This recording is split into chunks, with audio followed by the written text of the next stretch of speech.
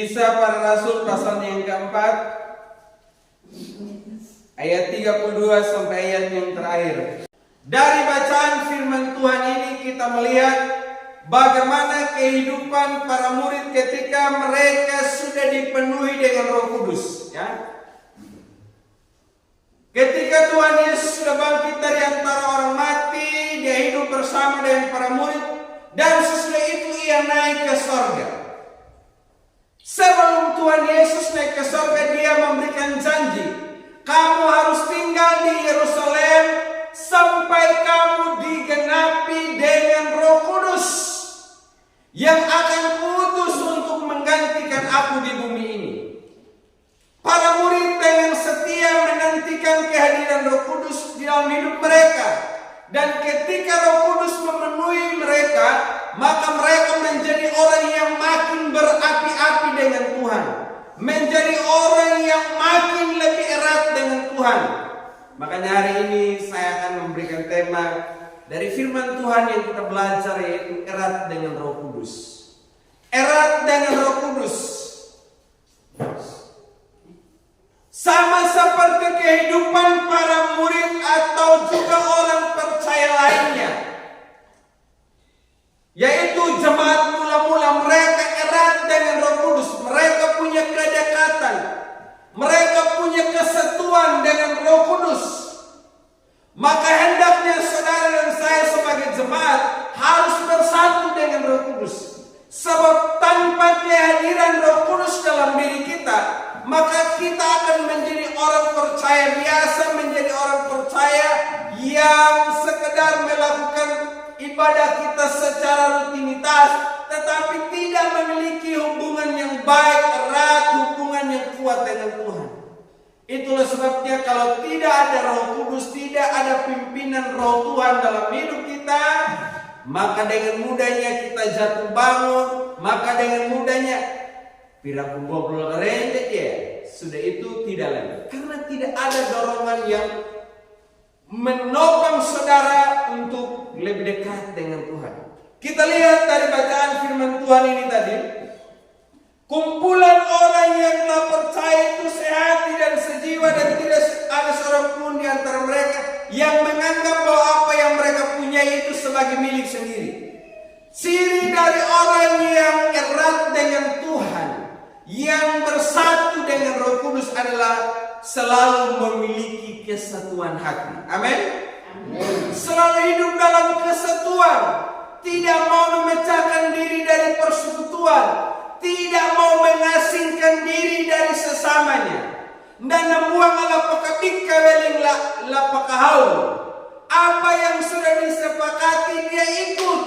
Dia tidak mau menonjolkan dirinya sendiri, dan dia tidak mau menjadi orang yang hanya diikuti oleh orang lain.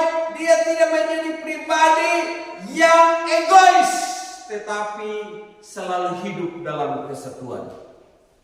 Kesatuan seperti ini makin hari semakin hilang dalam gereja. Bahkan bukan saja dalam gereja, dalam rumah saja, dalam hubungan masyarakat setiap hari, kesatuan itu tidak begitu kuat seperti dulu lagi. Saya kasih contoh Bapak Ibu. Contoh dalam satu rumah itu, katakan suami atau istri, anak dan orang tua masing-masing punya HP. Kadang Bapak Ibu kita lebih senang urus kita punya handphone masing-masing. Mungkin taruh dapur tuh, bisa saja kita lihat media sosial, taruh Facebook, WA.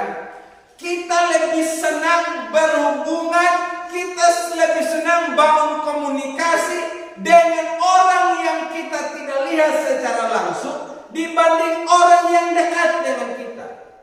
Makanya zaman sekarang orang yang jauh terasa dekat, tetapi orang yang dekat akan terasa jauh. Karena kita lagi mementingkan diri sendiri, urus diri kita sendiri. Tapi kita tidak mau untuk selalu hidup dalam kesatuan. Orang lebih senang nonton, orang lebih senang lihat dia punya TikTok, dia punya Facebook, dibanding dibanding dengan sesama yang dekat dengan dia. Kita ngomong juga dengan dia sebentar, lain yang kita ngomong, lain yang dijawab. Kita ngomong juga, nyaman. Tapi tidak serius Bapak Ibu. Kita tanya ulang sama dia, ngerong begini, udah fokus ke gedung. Itu dalam satu rumah ya, dalam satu rumah sudah model begitu. Belum dalam hubungan kita dengan sesama manusia, dalam keseharian kita. Ini kita baru tinggal di kampung Mame, ini baru di kampung. Lebih kalau kita hidup nanti sudah seperti kota, makin maju ini daerah, jangan kota ya kan, tidak tahu kita punya model ini. Kita sudah semakin meninggalkan persekutuan. Kita sudah mulai terpisah dengan sesama.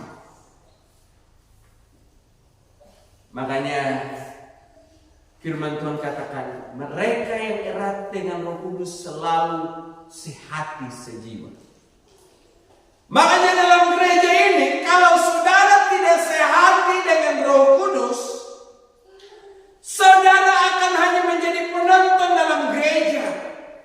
Saudara hanya hadir sebagai tamu undangan dalam gereja. Saudara hanya hadir sebagai orang yang membawa diri tapi tidak bawa hati dan jiwamu kepada Tuhan. Makanya saudara pulang dari gereja hidup biasa-biasa saja. Hari-hari kita ke depan tidak ada yang berubah. Dari dulu sampai sekarang dan selama-lamanya kita tetap seperti itu karena saudara tidak erat dengan Roh Kudus. Itu pun juga dalam komunitas kita sebagai jemaat. Namanya bersatu. Kalau bersatu, apapun yang menjadi keputusan bersama, maka wajib kita ikuti. Tapi kadang kalau kita sudah memutuskan sesuatu, ajaman. Tapi di luar itu lain yang kita omong, lain yang kita ucapkan. Kita kadang mau keinginan kita yang harus diikuti oleh teman. Kita mau supaya keputusan kita, ide kita, kesenangan kita yang orang lain harus ikut. Dan berani orang tidak ikut berarti kita akan menjadi oposisi, menjadi orang yang memisahkan diri. Kenapa gereja itu banyak sinode Bapak Ibu? Bikin dan sinode dan gereja macam-macam lebih pintar. Itu karena di sisi lain, dalam sisi negatif positifnya, karena ada pengajaran yang semakin maju, ada pengajaran-pengajaran yang tidak relevan lagi dan tidak sesuai dengan firman Tuhan, makanya mereka itu bangun sinode yang baru. Tapi di sisi yang lain, ada juga karena egois dari para pemimpin. Ya, egois dari para pemimpin. Karena mau menduduki jabatan tertentu sebagai ketua sinode dan lain sebagainya, maka mereka membuat sinode sendiri. Itu dalam gereja, dalam konteks pemimpin, belum dalam konteks jemaat. Dalam kehidupan jemaat yang begitu banyak, maka pasti akan banyak ide, pendapat, dan saran. Tapi hari ini firman Tuhan ingatkan, kita harus sehati sejiwa. Kita tidak menjadi oposisi dalam gereja, tapi kita menjadi orang yang mencintai komunitas kita. Itu ciri yang pertama tadi ya. Tandanya orang yang erat dengan Roh Kudus, yang punya kedekatan, punya hubungan dengan Roh Kudus, maka dia selalu hidup dalam komunitas, sehati dan sejiwa dengan sesama manusia, sesama orang percaya. Tidak menjadi orang yang suka-sukanya diri. Hal kedua Bapak Ibu Saudara sekalian, Firman Tuhan katakan tidak seorang pun berkata bahwa dari segala kepunyaannya adalah miliknya sendiri, tetapi segala sesuatu adalah kepunyaan mereka bersama. Dan kalau Bapak Ibu lihat juga dalam ayat selanjutnya, selain mereka menganggap bahwa apa yang saya punyai ini adalah milik bersama, mereka juga selalu berbagi dengan teman-teman yang lain. Ciri kedua dari orang yang erat dengan Roh Kudus adalah berbagi adalah sesuatu yang indah. Berbagi adalah sesuatu yang indah. Artinya tidak sedikit. Amin. Tolong angkat tangan di antara bapak mama saudara sekalian, siapa yang sedikit di sini? Tidak ada. Wah, luar biasa ini satu jemaat. Memang kamu hebat semua. Tidak ada yang sekikir. Kamu suka berbagi semua ya. Luar biasa ya. Saya salut saudara. Berarti saudara ini sudah sama seperti jemaat mula-mula ya. Tidak sekikir. Mereka senang sekali berbagi apa yang mereka punyai. Kau ada nikmati hidup yang kau ada rasa Tuhan dan nyata ya. Anak halap hidup kau ada pikirnya hidup gitu kan.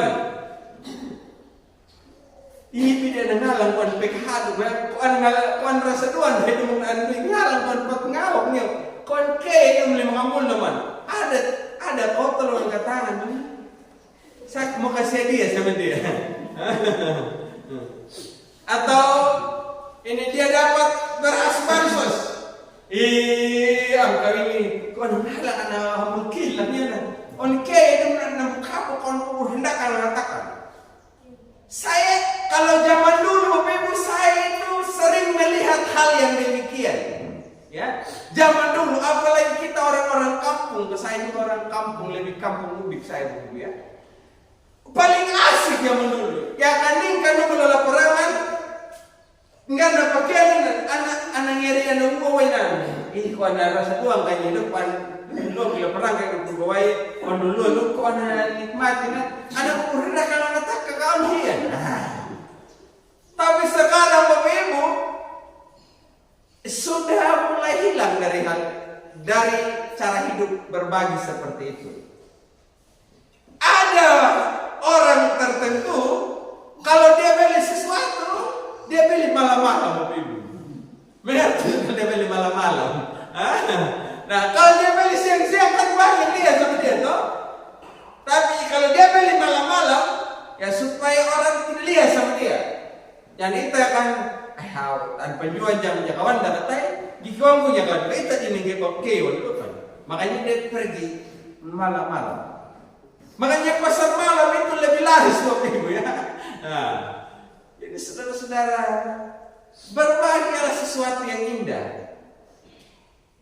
Tidak senang melihat orang lain susah. Tidak senang melihat orang lain menderita, tapi dia berbagi. Kekuranganku adalah kekuranganmu. Dukaku adalah dukamu. Deritaku adalah deritamu. Bahagiaku adalah bahagiamu. Dulu Bapak Ibu, anak-anak muda sering tulis begitu. Deritaku adalah deritamu, tapi bahagiaku adalah bahagia. Tapi sekarang Bapak Ibu mana ada yang begitu? Tidak suka. Malah kita doakan orang lain supaya orang lain susah. Malah kalau kita lihat orang lain sudah berhasil, mulut kita tiap hari hanya ngomong orang itu dia berhasil, kita cari kelemahannya, itu memang dia berhasil, tapi itu kekurangannya. Kita lihat orang lain sukses, ambu itak tapi itu dulu. Artinya kalau kita sudah begitu, adalah orang yang lagi sakit jiwa Bapak Ibu. Itu lagi sakit jiwa dan perlu kita periksa. Karena masa kita senang lihat orang lain susah bukannya melihat orang lain bahagia. Mestinya harus senang melihat orang yang senang dan prihatin melihat orang lain yang kesulitan. Makanya saya mendorong jemaat kekasih, belajarlah untuk saling berbagi satu dengan yang lain. Amin.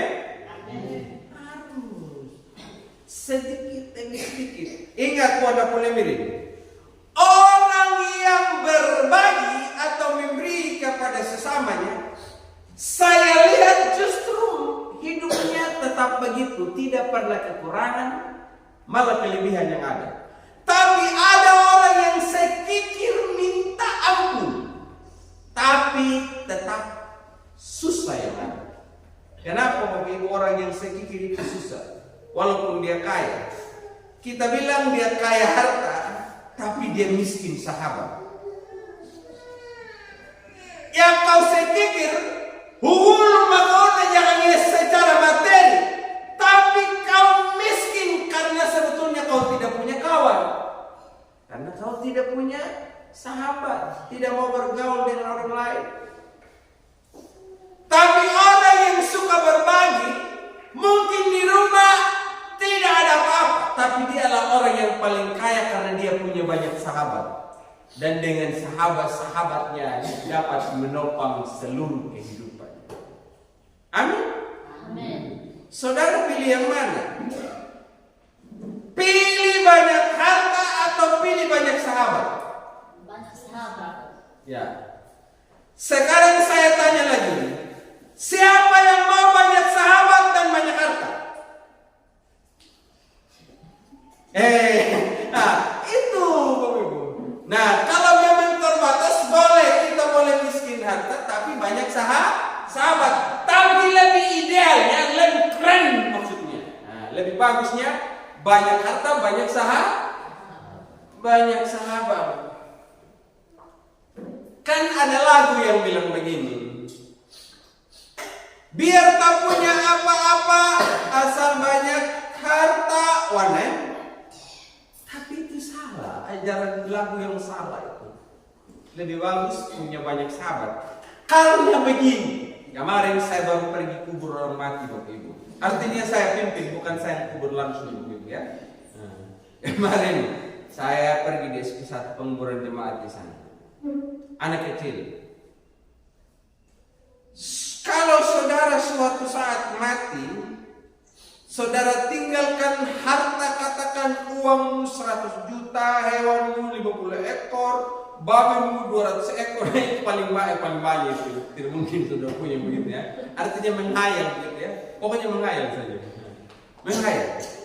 Apa itu uangmu, apa itu hartamu yang Tuhan kubur saudara?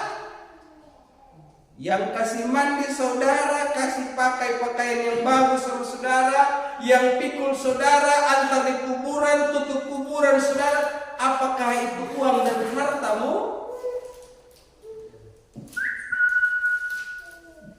Malah harta kok? Tetapi sahabat. Makanya Bapak Ibu, kalau tawal itu lebih baik banyak sahabat. Makanya berbagi itu adalah hal yang menyenangkan. Berbagi adalah sesuatu yang indah. Jadikan hidup berbagi itu sebagai gaya hidupmu. Amin. Saya mau tantang saudara hari ini.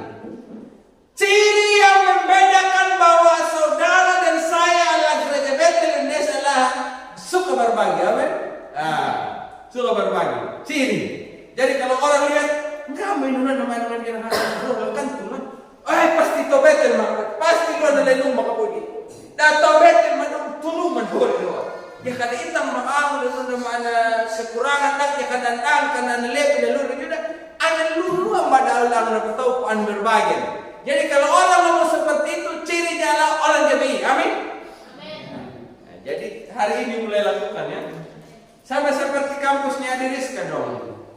Kampusnya Dolan ini selalu setel Bapak Ibu. Pergi pasar itu dari I3 dulu toh. Itu mereka punya kampus ciri khas. Setel dalam kalau gelap. Pergi pasar beli kampung masih setel dalam pakai sepatu. Bayangkan pergi pasar pasar, itu Bapak Ibu pakai sepatu.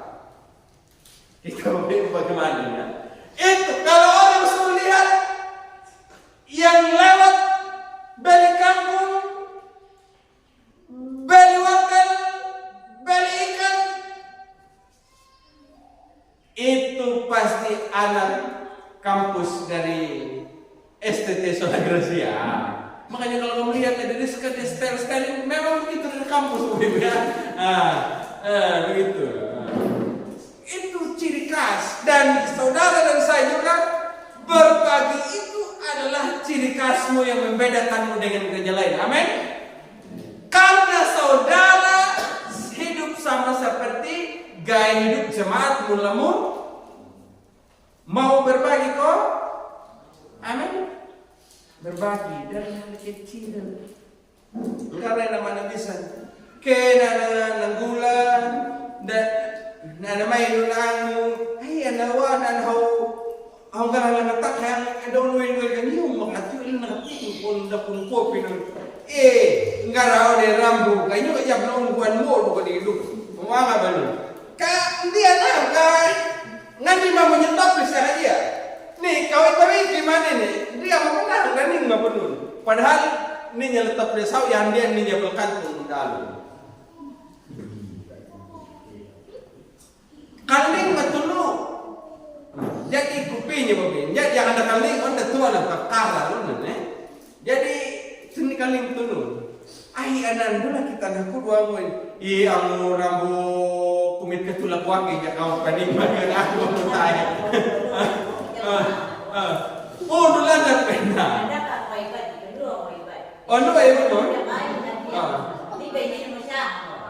tapi pada ini memang jika tahun namanya dorong lapakarai ada tapi ning bende pundulan dan mananya wadah ulam ram ya kana halat tahun ning be man be we na be ngagaran dan tamang pa hidorong napa dia makan aja dia yun ambo dud be tapi jika tahun mahil lang ta kaya harus tolong ya yang mahil lang ta kan dulu mama tapi jika tahun milih juga amunya apa tuan ya milih juga aku tuh milih juga nah kanian ga pitiwelin nama kudu lu tak na aku lu lenyum makna penyu nama kiani umu inamu naman paluri kawan aku wan wotu pihak kami kaya ngoditan gimana yang ngeduk panjang kuanya tidak kakak tuh juga umayin lah kanyu marong dahil itu amadon jadi Bapak Ibu Saudara sekalian, jadikan ciri berbagi itu sebagai ciri khas kita sebagai orang percaya. Amin. Selanjutnya Bapak Ibu Saudara sekalian, hal ketiga yang saya lihat di sini dalam ayatnya yang ke-33 dikatakan begini. Dengan kuasa yang besar rasul-rasul memberi kesaksian tentang kebangkitan Tuhan Yesus dan mereka semua hidup dalam anugerah yang melimpah-limpah. Dengan kuasa apa itu? Kuasa Roh Kudus. Jadi orang yang erat dengan Roh Kudus, mereka punya kuasa dalam diri mereka untuk memberitakan Injil. Ada dorongan yang kuat dalam hati dan pikiran dan jiwa mereka untuk mau terus menyatakan tentang Tuhan. Nah, dah murid-murid Tuhan ini, dah anak nanti dah mau tahu perhai mirenu. Pandinya ngau lalu dah, nimaninya dah itu rejung dah lapa panimannya karitu nibilon. Saudara, siapa yang saudara lebih banyak ceritakan dalam hidupmu setiap hari atau dalam satu minggu ini? Dalam satu minggu ini, kira-kira nama siapa yang paling saudara banyak sebutkan? Namamu, nama orang yang kau sukai, nama keluargamu, nama usahamu, atau nama Yesus? Oh, hebat semua. Begitu dulu ya. Jadi saudara bilang, saya lebih suka sebut nama Tuhan Yesus. Haleluya. Jadi saya salut. Jadi bagi yang lain yang belum tolong ikut yang lain-lain, ikut sama om-om dengan tante-tante yang sudah. Amin. Karena mereka lebih suka sebut nama Tuhan Yesus. Jadi mereka itu punya semangat yang besar. Kayaknya kalau tidak sebut nama Yesus itu kayaknya seperti ada sesuatu yang kurang. Seperti yang dituliskan oleh Nabi Yeremia. Nabi Yeremia bilang begini. Ada keinginan dalam hati saya untuk tidak mau cerita tentang Tuhan lagi. Tapi di saat aku berdiam diri seperti itu, dalam hati saya seperti ada api yang berkobar-kobar yang menyala-nyala. Dan itulah yang membuat saya tidak akan pernah berhenti berbicara tentang Tuhan. Ada api yang membara dalam hati saya. Jadi saudara harus punya api dalam dirimu. Ada api Roh Kudus, ada semangat dalam dirimu untuk saksikan tentang Yesus dalam kehidupan setiap hari. Ya, saksikan tentang Yesus setiap hari. Jangan tiap hari hanya mengeluh saja. Setiap hari kau hanya ingat kutu saja, Ibu-ibu, setiap hari kau hanya ingat cerita kau punya telur kutu, dabai na kutu, dabai anak miaku, dakan dokula. Berhenti itu. Amin. Sedikit-sedikit kau telur kutu, begitu. Apa itu? Cerita tentang Yesus, amin. Kudu-kudu. Natakan ang halatul. Ini anak juga dari utut kamu dah mana angwan. Hilira ko lah hawangian iham yung ang dadang ng utut ni yung pada katudaham kamu. Kira-kira penting ko?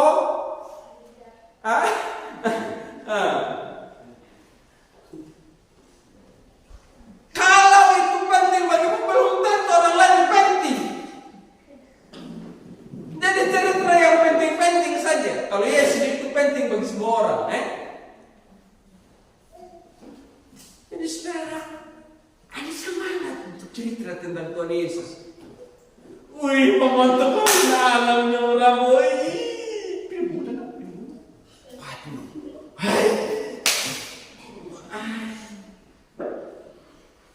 Kita itu paling hobi yang begitu Bapak Ibu, Paling hobi yang begitu. Tapi tentang Tuhan Yesus tunggu hari Minggu baru kita bilang Yesus. Itu juga kita bilang pas kita nyanyi. Ada satu sobatku yang setia, namanya Yesus. Baru kita bilang Yesus. Semangat.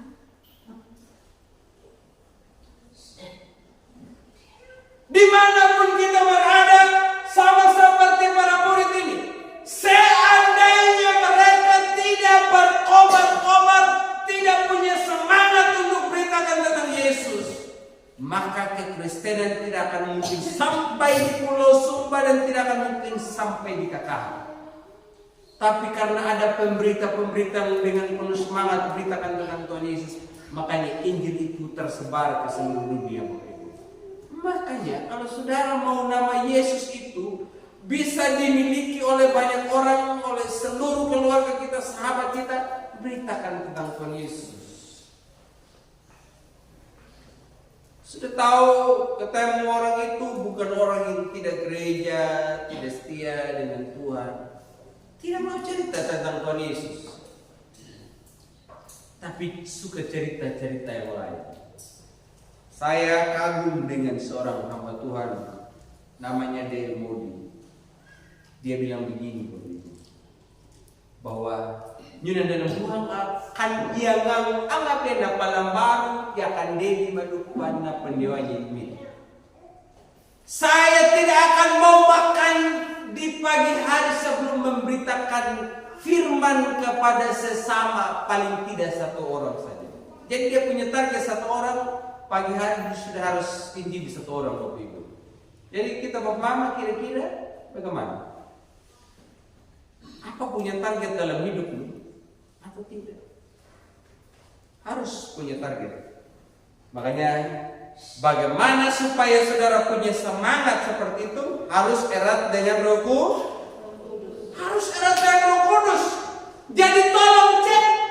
Kalau selama ini saudara tidak mau bersatu, selama ini saudara tidak suka menolong, selama ini saudara tidak punya semangat berarti saudara itu adalah orang terasing di gereja ini karena saudara tidak erat dengan Roh Kudus.